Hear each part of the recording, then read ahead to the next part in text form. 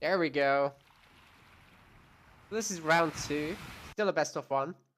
And we're gonna get Oasis. Oh, Shenong. Wow.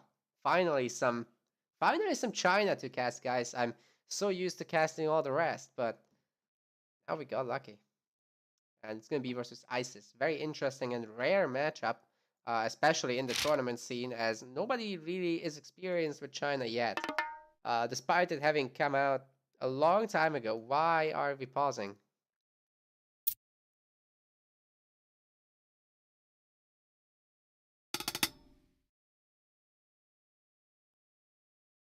Uh,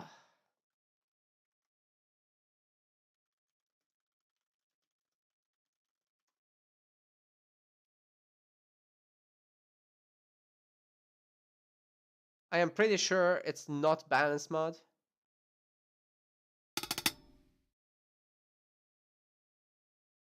It's balance mod. What? It literally doesn't say that in the rules. Oh, it did. Oops. I will need to enable that.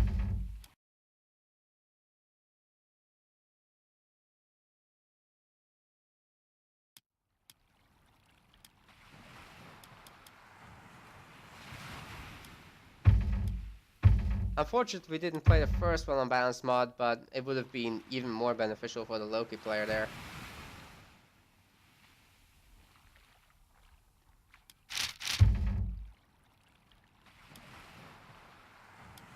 It's gonna have to be same matchup, same map.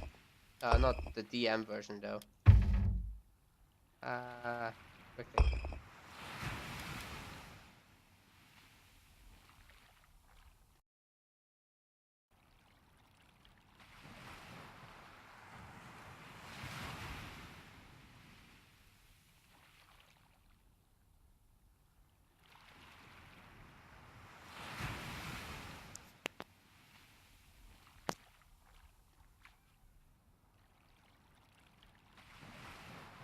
I'm sure Hagrid will be okay with it, especially in Zeus versus Loki, which is Zeus favored, even on the balance mod. Less so on the balance mod, of course. Yep, he's doing the same matchup, very good.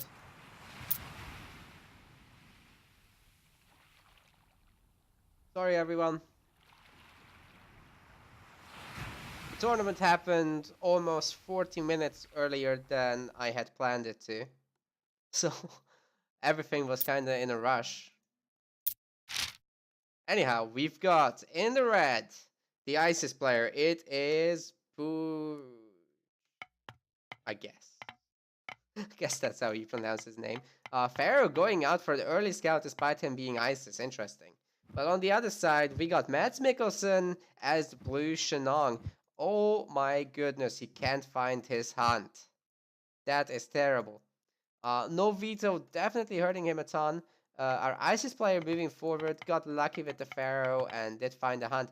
Where are the zebras for Mads Mikkelsen? He can't see him. I can't see him because they're not revealed. They should have almost always been in the TC area. It might be that they're in the back there. Oh, this is really unlucky for him, man. Oh, goodness. He has to rely now on chickens. I don't believe he's gotten any of the villager upgrades yet, which would be, in Shenong's case, only for the villager capacity for gathering resources, which is a good mid-game upgrade, I suppose. But in these early phases of the game, it would just force more drop-off micro, which reduces the amount of gathering that you can do with your villagers. Chickens are almost out. There's one more +2 that Mikkelsen's gathering from. Single zebra out here. Jeez, where are... Here they are. Finding quite a few goats, though. That's one of the strengths of China. Spawning with 2 cavalry units generally just does result in this. Um, you get to cover many more times the area that an ISIS player can with the Slow Priest, which has tiny line of sight. It has to stop to make the obelisks. In the meantime, the Scout Cavalry will be running 2 circles around them and covering a bigger area than the priest with the obelisks. But that's one of the weaknesses of Egypt. They get massively compensated by the fact that they have access to mercenaries, which don't cost population but only gold. Very powerful late game tool, sometimes also in the mid game. China has a bit of an advantage over Egypt in that their drop-offs do not actually feature one resource each like with Egypt, but rather they're all in one. So one thing that Mads Mikkelsen could have done here is not make this, but just make this, and then start gathering the wood, and then move on later. That would result in him needing one fewer villagers on wood, which makes for a faster advance time. Cool little tricks with China. I don't like that placement of the granary by BUIJ too much. Some lions back here as well. Not really gonna be in the way of the villagers. I don't think they'll ever kill one. Temple being made here. Just finished up. And Hagrid hosting for 27 viewers. Thank you very much. Hagrid, let me know what happens with the further games. Do you want to host them for casting, or how will it go? Because after this one, we only have the semifinals left, I believe. Which should all be casted, if I remember correctly. What's that laborer doing? Probably attacking this giraffe. Not quite retreating in the angle that he wanted it to. Doesn't really reduce the drop-off distance. Oh well. Oh, that's a very long walking distance there. Okay, gotcha, Hagrid. Will do. Thanks for the opportunity again. Temple here finished up for Shenlong. We've got a very slow advance time actually from a Shenlong player because he hasn't found his hunt in the early game and now has this massive drop-off distance. Is this even gonna be enough? He somehow gets more. Where else does he have? Oh, that's smart. That's really smart. Now he's moving on to here to get the giraffes. And the choices are Bast versus Chang'e. All makes sense, really. I wonder if Ancestor's Eclipse is just really well countered by the amount of heroes that a Chinese person can have. Again, I haven't seen this matchup very much. Very rare for people to play China. This is balance mod, correct.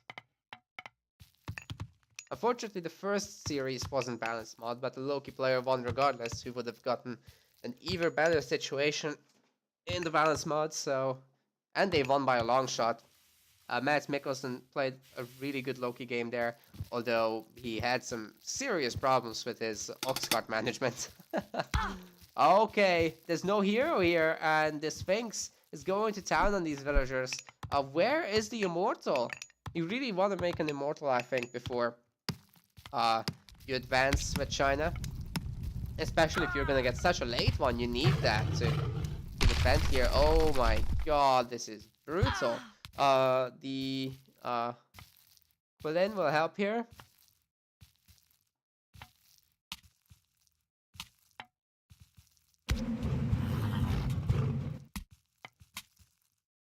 And when the Quillen eventually dies to the Egyptian priests or pharaoh, it will heal up the units around itself. So that's gonna be nice.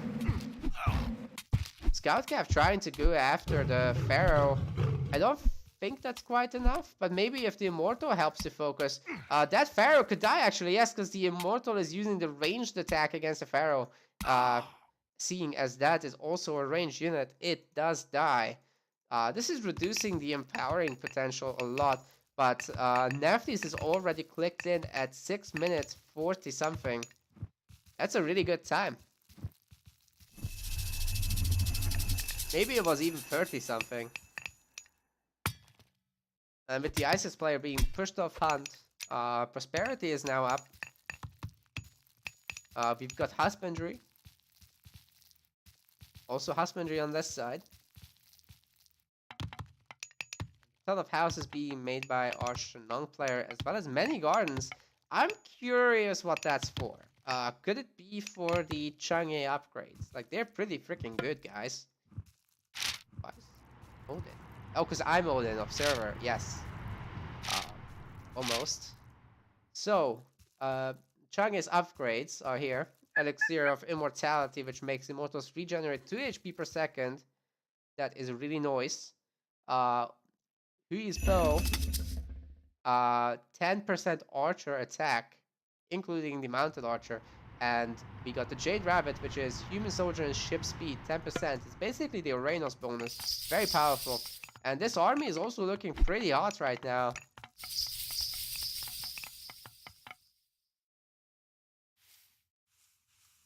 Gate Hinge. I would like to see a wall or two. Trios Bow would have also been pretty good. I mean, 2 Archer range. Suddenly the Chokonu would be almost matching the range from the chariots. But yeah, we got Ancestors Eclipse to look forward to, which is going to be pretty strong. This Halberdier here doing some pretty good harassment. And the rest of the army is coming around to kill these villagers. Good choice. Got some random houses in the middle of nowhere. Okay. I guess so. The Pharaoh is actually walking out again. It's more Immortals. Only 2 at the moment. And none being produced. Ancestors Eclipse is going to be very powerful. If it can be cast in the base, it would cause so much idle time here on 28 villagers. Jeez. We still didn't see Barrage being used, which would have been not so bad here if a fight is taken. Actually, I think it could have taken out the Myth units. If these guys turn around to fight. Where are the Immortals? Okay, there's one more. Is the map a graphic mod? Yes, it is. It's the Epic Textures mod for the terrain. I love it. I think it makes AOM look like it's been made in 2010 or something. The models are still potato, but at least the terrain is sexy.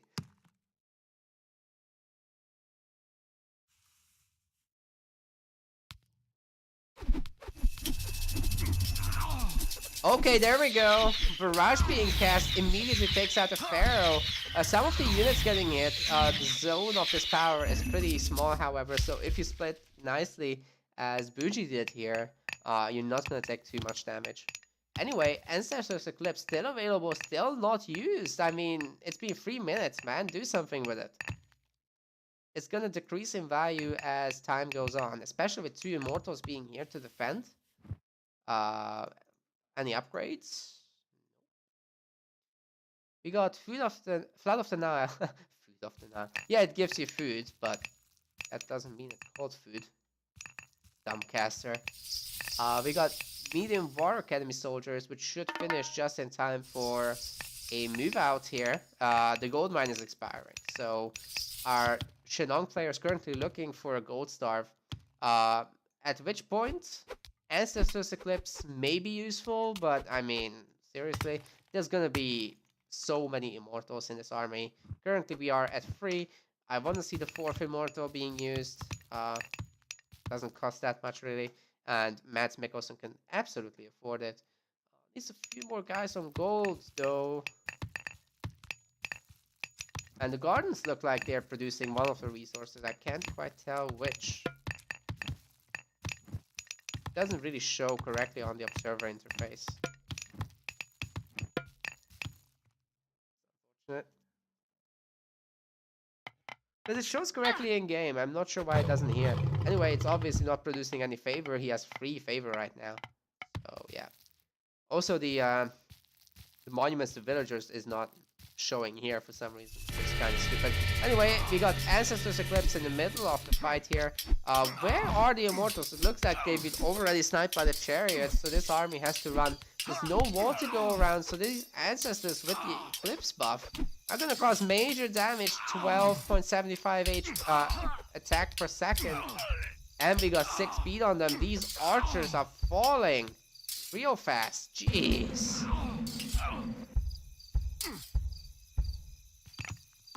Yeah, he's not going heroic, so it's not gonna be for the castle. Going on. This army is getting absolutely wrecked. Brutal.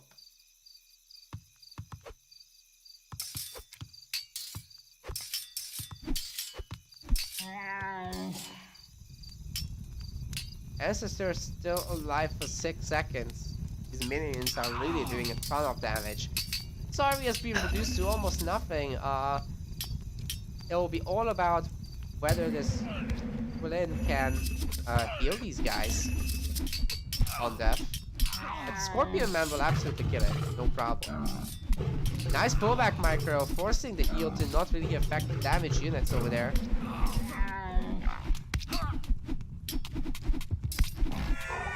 It didn't do anything with the healing. Nice. Oh, the secondary army is being caught as well, and Mads Mikkelsen looking to expand in this not so good time. Oh, he actually picked up Wheelbarrow over here for some reason. Good economic upgrades with Hand Axe and Pickaxe. And on the other side, we also got Hand Axe and Pickaxe, but as well as adds of Vepavette.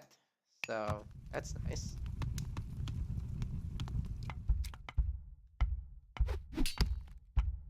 Villager pull against the siege towers. I would say that's a decent choice. But yeah, where is the army of our Chinese player? It looks like there's just not much being made. No gold, so this could be a gold star situation here. Especially with the chariots now joining in. There's a lot of chariots here. Jade Rabbit is on the way, but it's gonna be too late.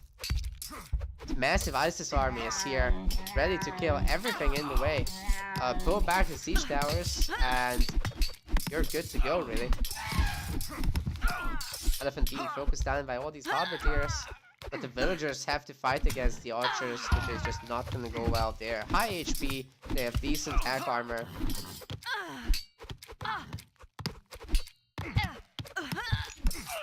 And that's probably the end of the game, as 14 villagers have just been killed. Which, after the army being killed, is just too much. Look at these resources lost. Damn. Rather, that would be in this menu. But yeah, that's GG.